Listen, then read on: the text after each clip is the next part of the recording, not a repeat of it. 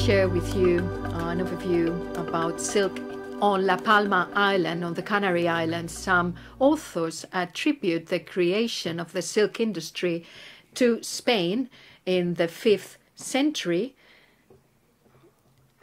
It was in the 8th and 9th century when Muslim peoples invaded the peninsula that the manufacture of silk was imported during the Muslim era.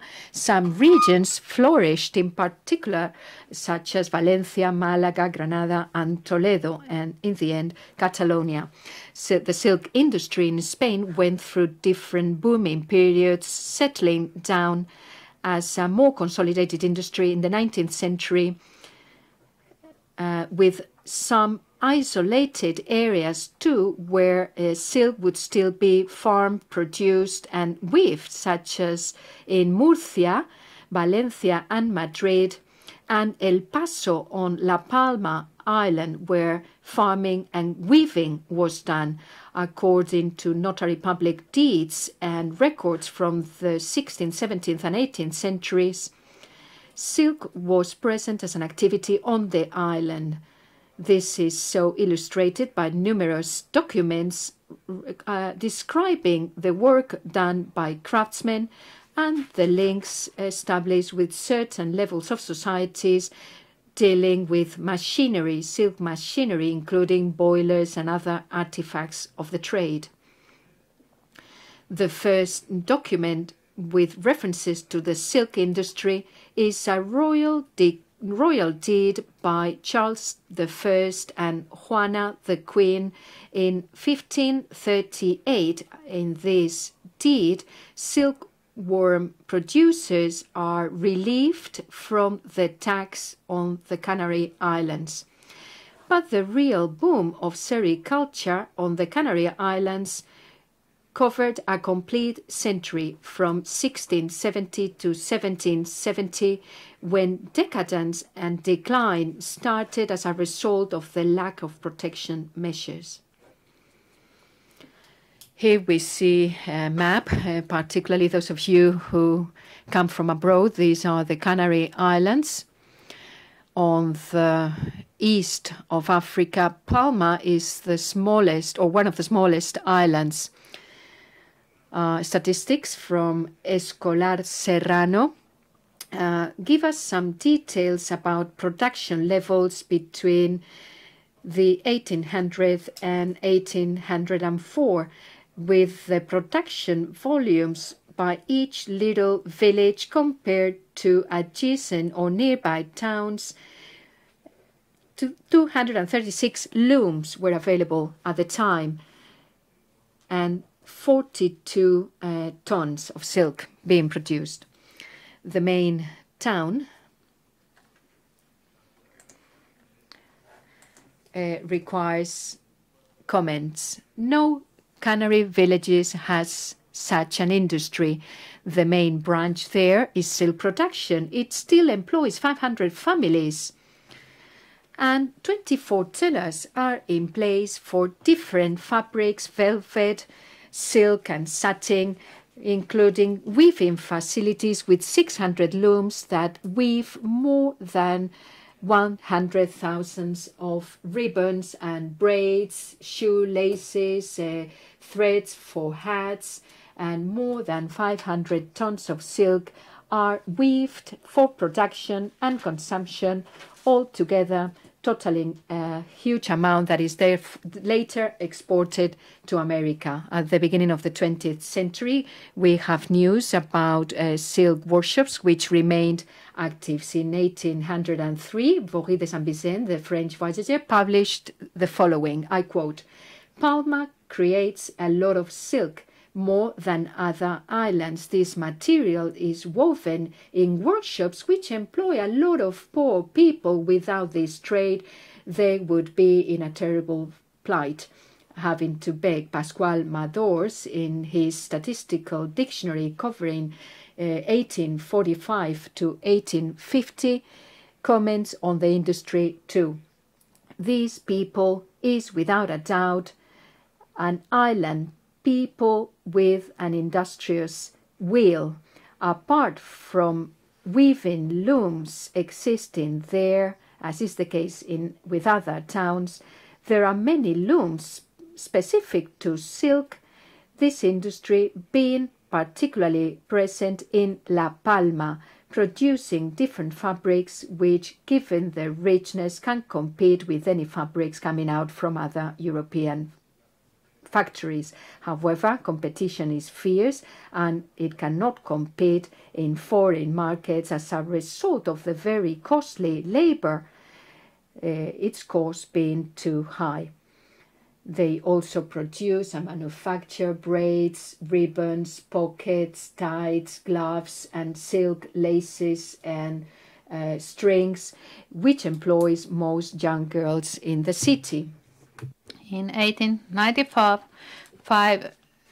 Olivia Stone, a British traveler, says, "Getting out from the Salvador, we went to visit the oldest silk workshop in La Palma. They used to be famous by their silk industry, but there are not many looms left today because importing silk from Europe has replaced the local production." In the second half of the 19th century, we find more quotations about silk industry in the island that was declining because it had very primitive means for production. There's another interesting comment. Jack Edwards in 1980, when he was visiting the factory in the old convent of Santo Domingo. That was in 1888.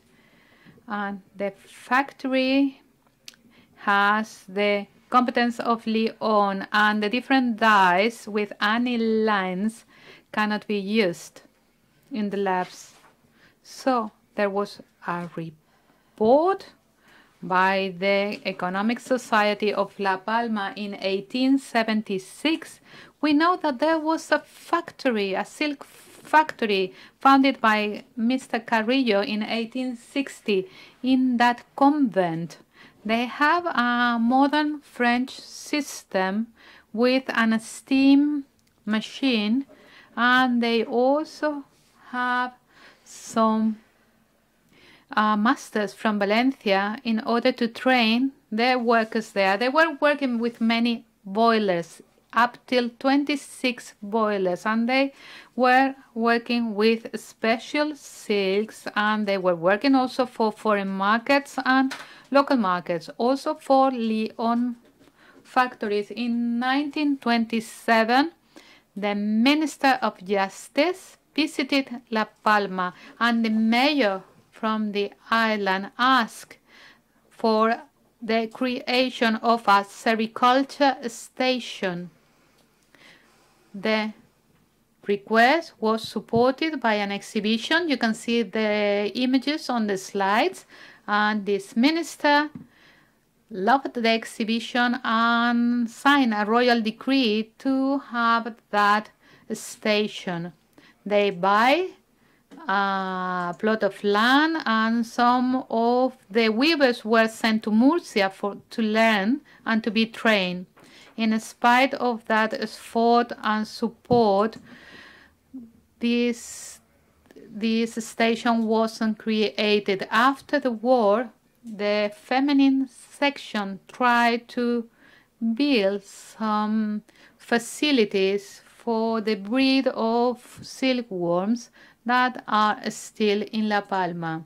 Some other projects trying to foster sericulture in La Palma were carried out during the 70s in the 20th century.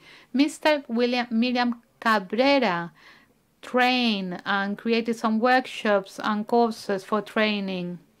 At the beginning of the 80s, with the help and support from Ana Rotero, we created a project for the creation of the silk industry and silkworm breeding, weaving, spinning, and the finishing of the different pieces. In the project, we also included several courses for dyeing with natural dyes, so we could have a museum together with a permanent school for the silk industry.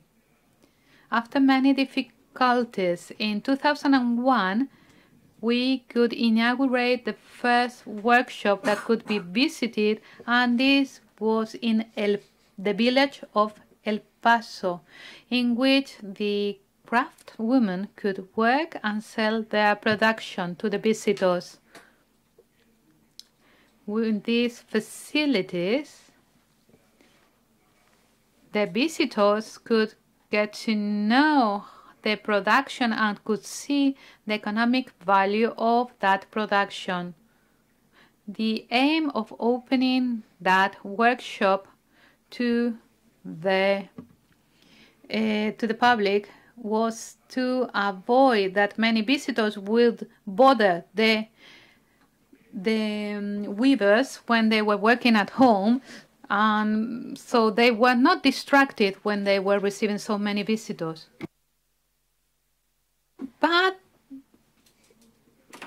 they could really be successful because these weavers were not inviting foreign people to their houses or to their looms, because they had to work very hard and they couldn't be wasting so much time. If you had an open workshop, visitors would understand how the silk industry works. They would receive a little funding and they would have a guide, and these ladies will just have to weave. At the beginning, we only have 3 weavers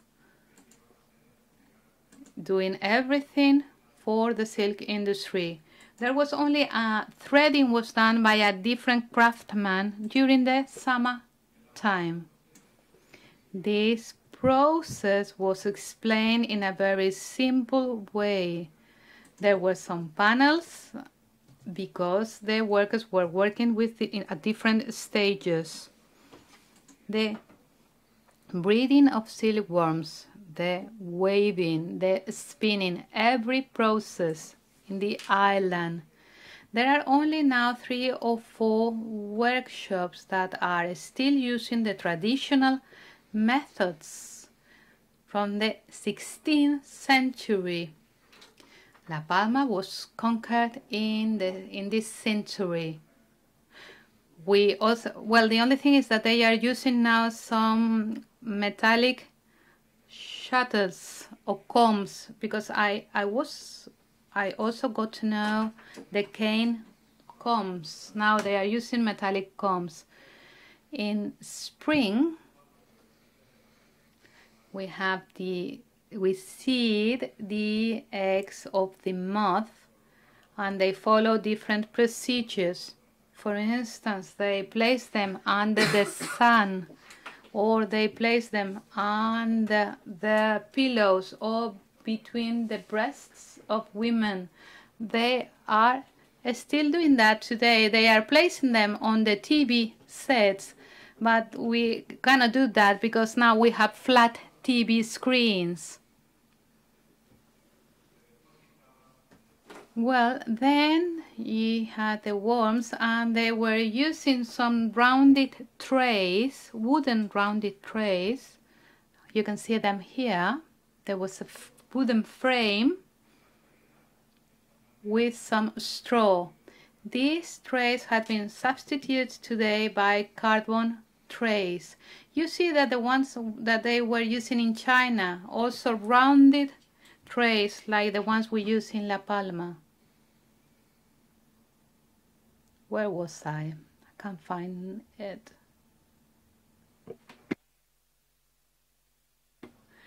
The trays with the little worms were stuck, and then they were cleaned during the 45 days of their life cycle.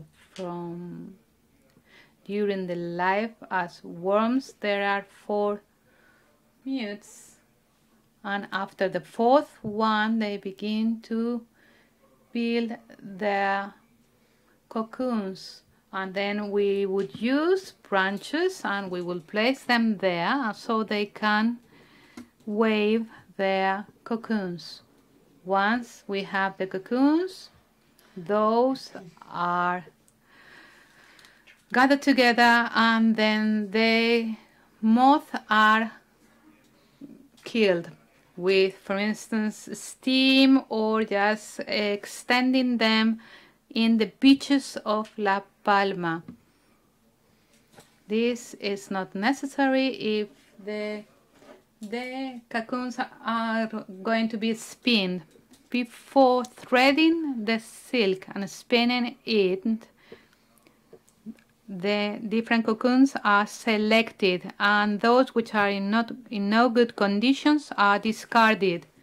Spinning has different stages, and the machinery has different pieces. The frame, a central axis with 4 arms, and the lever to actionate it. We have some levers on the upper part of the machinery in which we have the threads. Then there is a movement where we find the central axis. There is an oven in which we will have the boiler, and then we have the copper boiler, and this is all part of the machinery, as for instance the sieve to capture the cocoons. Suitable cocoons depending on the silk thread you need are introduced in the boiler. Then we find the silk threads. Those silk threads are taken into the machine, and in contact with air it creates one thread, and it goes to the main axis, and it is used in the spindle. 3 people are needed: weaver, the one in the spindle, and the one that takes the different threads.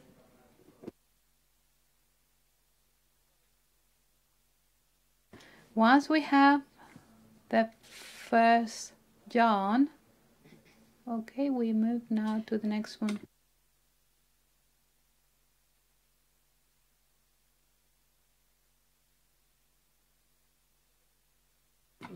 Once we have the first raw silk yarn, it is placed in the skein device, and it goes into a next spindle in which the lever can be extracted, and we can change the position from horizontal to vertical.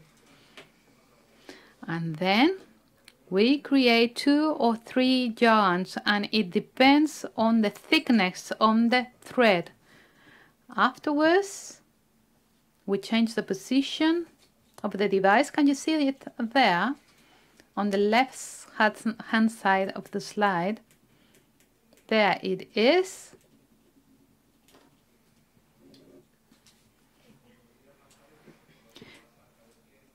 When we have the different reels, the 3 threads are placed in a weaver shuttle. Then this is introduced in a spindle. The 3 threads are taken and then go through 2 different hooks, and they are linked to a different piece which is also in a different spindle. And then we begin with the turning of the threads, and it turns the silk from one device to the other one. Once we have the desired thickness, then it is all placed in different reels. Can you see that here the weaver is weaving 3 different threads with the spindle? You can see there the 3 different spools. And here you find the turning. It was so primitive that they even still turn around all the silk manually. It's really very time consuming. Once we have the thread, we create a new reel.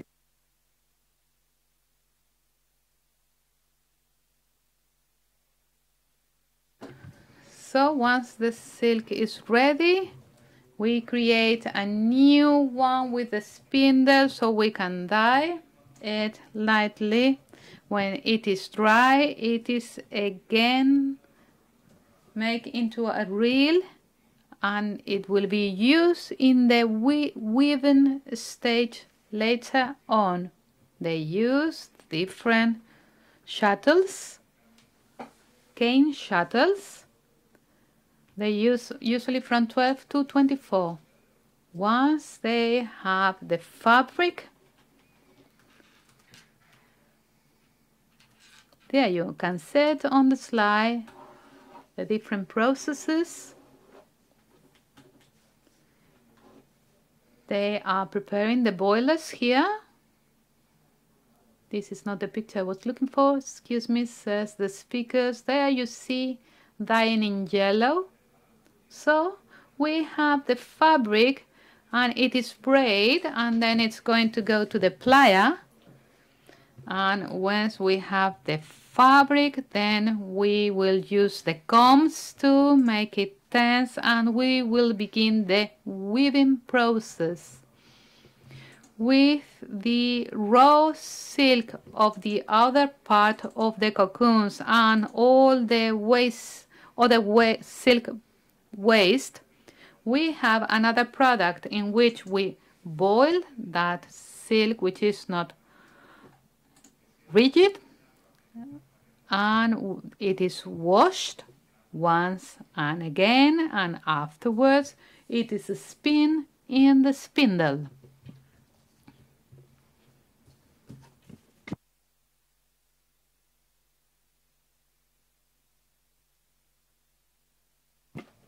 There you are in the images. You can see the different procedures.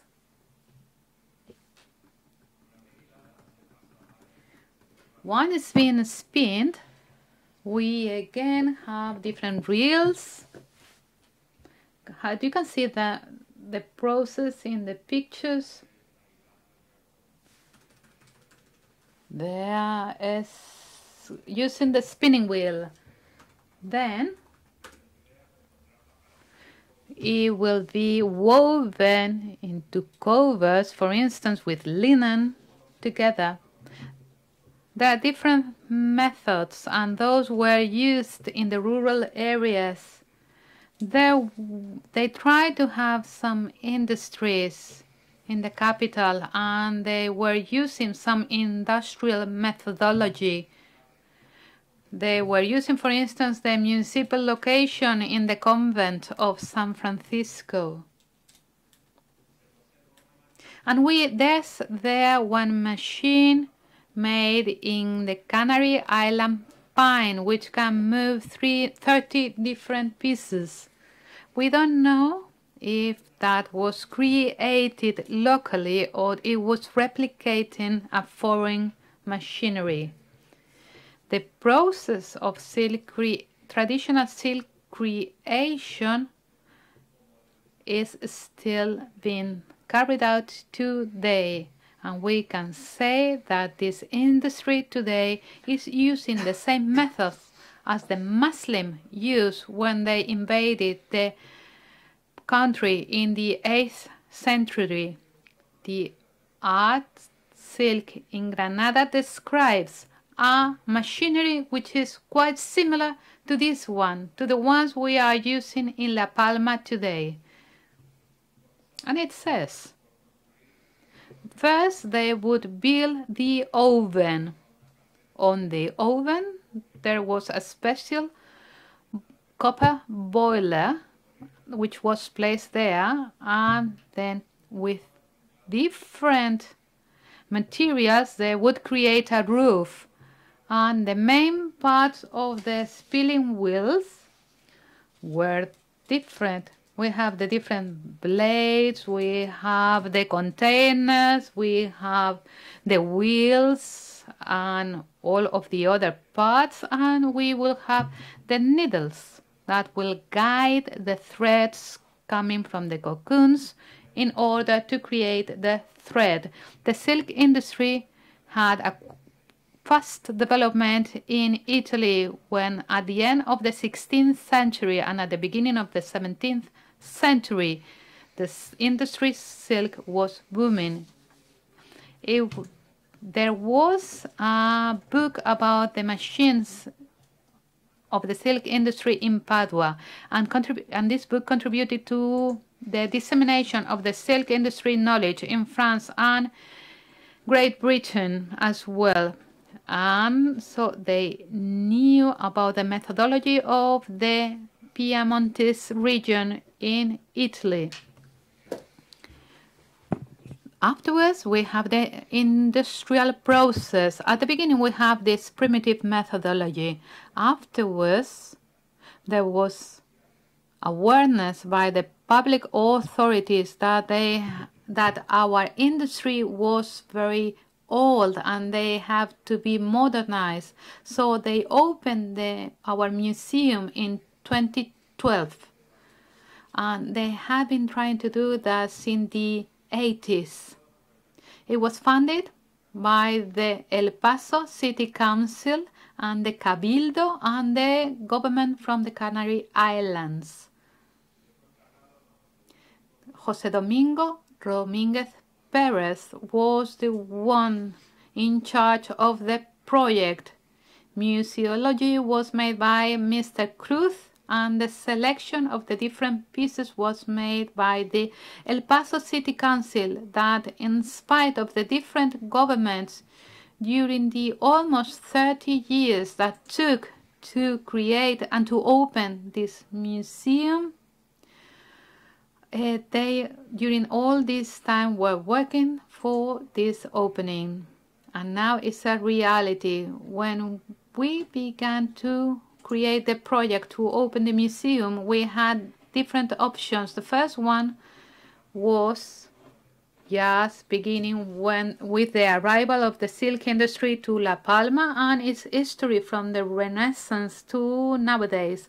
The second option was beginning with the Muslim coming to Spain, and the third one wanted to tell the story of silk since its origin in China to its final development.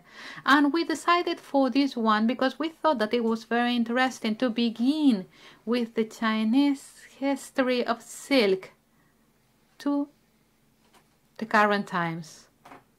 We have a permanent exhibition room.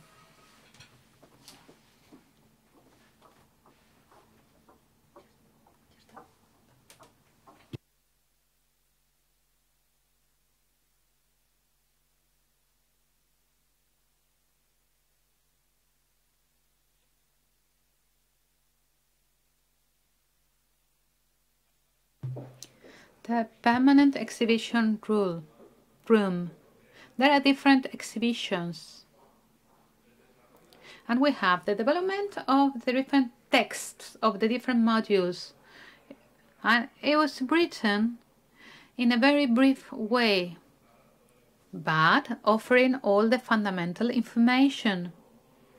In the room or module number 1, we talk about the Chinese origin of silk with the eldest dates of silk creation. Then we talk about the legend and the reality of the exit of silk from China into Japan or India. And we have some very old and antique pieces which are displayed there. Here they are. We have antique pieces of Asian silk pieces We have a dress from the 19th century, a Manila coat from the 20th century. We have a sari and a bandani from India. We have textile from Chipre, from Uzbekistan, Kazakhstan, and some minor silk pieces from the Western world. In the second module, it talks about the Western world and the first classic references like from Aristotle or Alejandro Magno on the Silk Road, Byzantine Empire, the development of silk industry in Europe.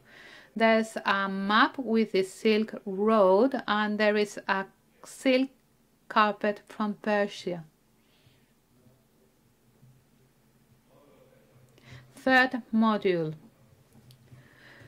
sericulture in the modern world.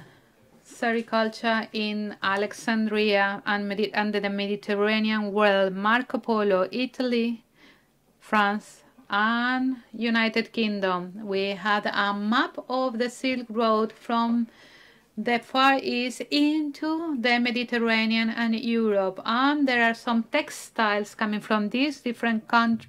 For instance, we have velvet and a damask from Italy from the 17th century. 3 different samples of textiles from France. One which is coming from Jean Carrel. And we also have a piece of textile from the 16th century from Great Britain. Here you can see how we have the different panels on the informative panels on the walls and the pieces of cloth on the different vitrines, showcases. Then we have the module number 4, the arrival of silk into Spain and the most important silk centers in Spain. We have the Granada conquest and the consequences and the impact in the silk industry in Spain. Spain silk industry from Renaissance. And in this module we have samples of fabric coming from Spain. They have different sizes from the 16th century to the 20th century. For instance, we have a spool from the 17th century, and we have a damask, and we have some silk brocade from the 18th century. We also have ribbons from the 18th century and some pieces which belong to, this is the British fabric we have, and we also have handkerchiefs, and we have a complete costume from the 19th century. There it is. The 5th module talks about the silk industry in the Canary Islands and the development of sericulture in the different islands, except the La Palma Island. It has a complete module for it. We talk about the main workshop in the different islands and the disappearance of the silk industry in the islands. In the module 6, we talk about sericulture in La Palma. We talk about the number of looms, their productions, and the different stages, the booming and the decline of the industry. Last silk industry in the 19th and 20th century. The pieces are various. Here you have a sample, and this is a very interesting sample units from the 18th century. Those are pieces of ribbon, and those are the samples that the workers and the weavers will show. This is extraordinary.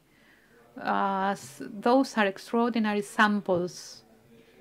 In this module, we also have some fabrics which were weaved at the island. We have handkerchief, we have carpets, covers. We have so many different pieces, a cloak, and some traditional costumes. We also have some machinery and some devices made made of cane or some other materials.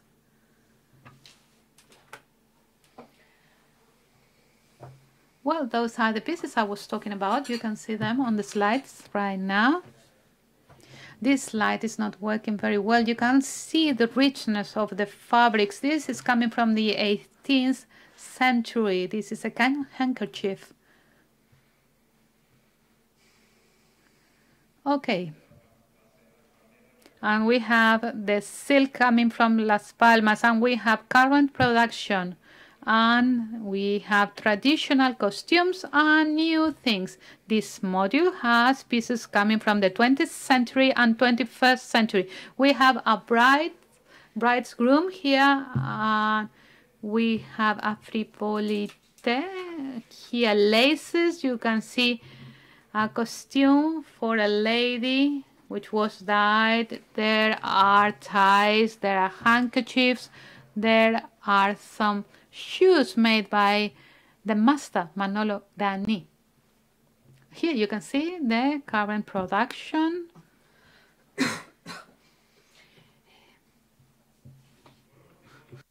And finally, the last module is about silk and time. Here we describe the different manipulation processes, including silk farming and previous steps to spinning, and all the steps then in the loom until the final piece is produced. Types of fabrics at present, and the operations conducted with the silk, the spinning, silk spinning, and the making of lace. As for the artifacts in the last module, please note items used for contemporary clothing industries. The museum tour visits in a cinema, small cinema, where films are shown involving or covering all spinning and weaving steps. At the ground floor, there is a little shop where souvenirs and small objects are sold, produced in silk. To sum up, the museum was set up in 2011 on La Palma Island. It is conceived as a permanent exhibition devoted to disseminating and circulating trades and crafts in the municipality of El Paso. Beyond being a sheer museum, it is actually a museum-like institution intended to contribute to valorizing crafts coming from silk, understanding that valorization is key to showing adequately and educationally the historical continuity of this craft, in particular in El Paso and La Palma Island. Thank you.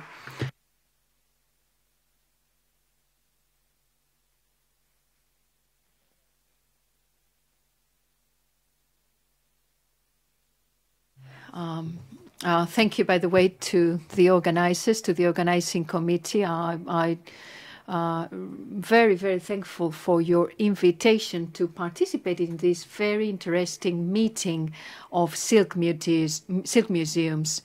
I thought my museum was the latecomer, but I just realized Valencia was set up after La Palma Museum. Do I still have time? Do I have any time left? Because if I may, I would like to show you a 5-minute video.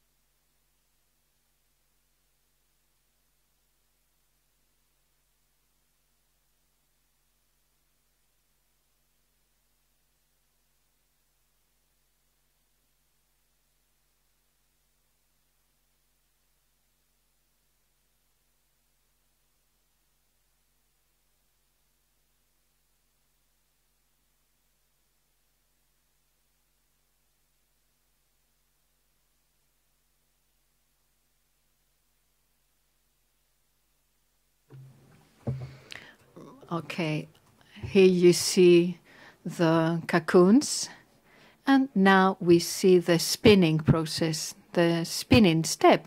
See how all the process it is, the primitive conditions, the yarn coming out from the handle of what looks, seems to be a frying pan, or would compare to a frying pan.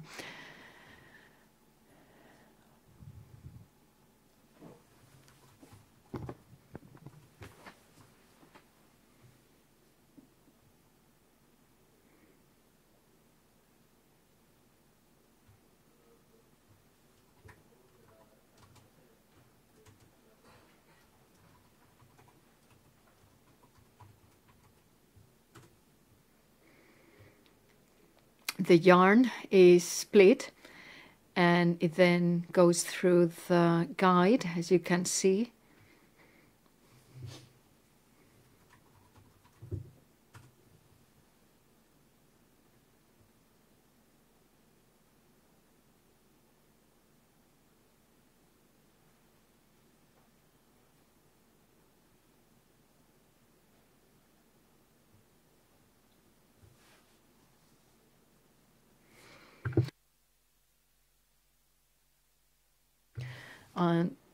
The yarn is now stretched and ready to be rolled around the reels.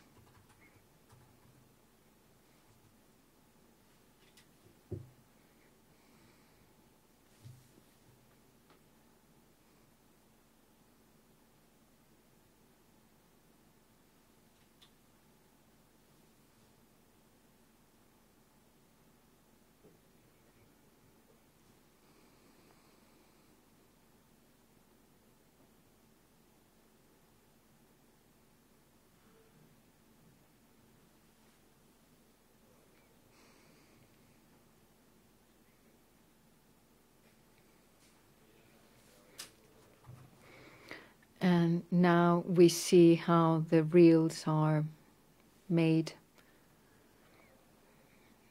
Please note the materials used for these devices. Canes were used for the wheel, so that the yarn could be rolled around and reeled, could be reeled.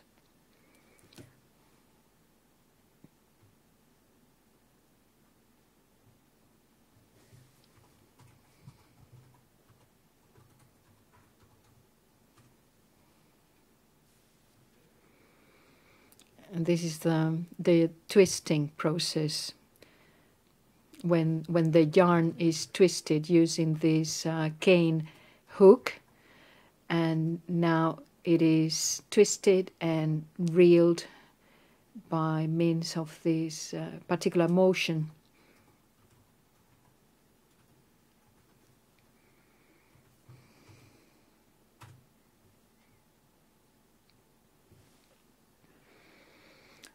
Reeling again.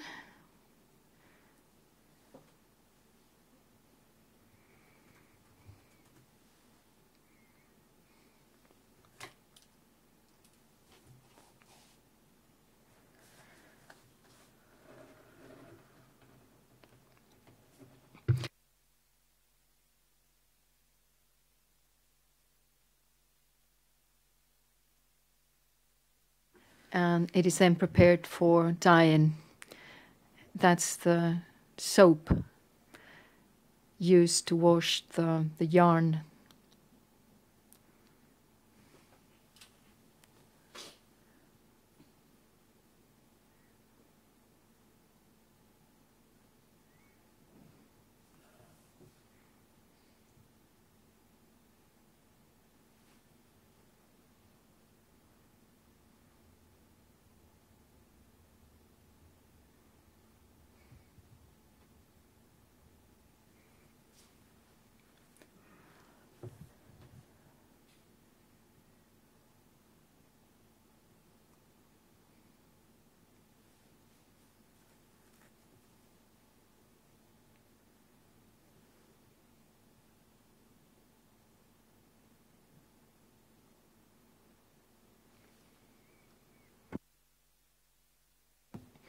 on the dyeing process using natural products from the local island. Different dyes derived from almond shells. These are the colors, light brown, using the mite, a particular insect extract.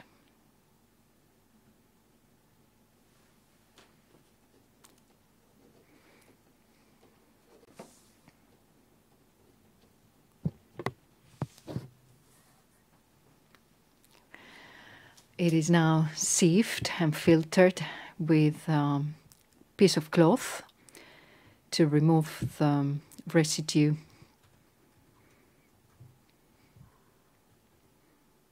Of the insect waste, and it is now dyed.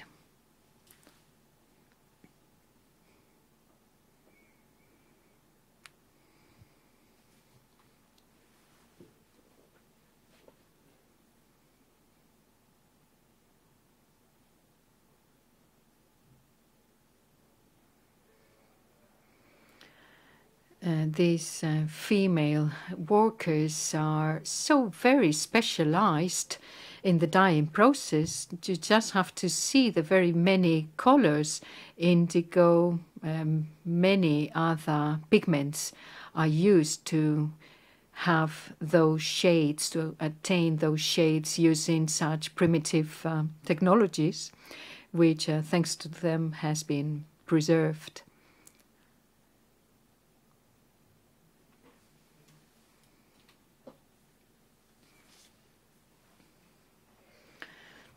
This is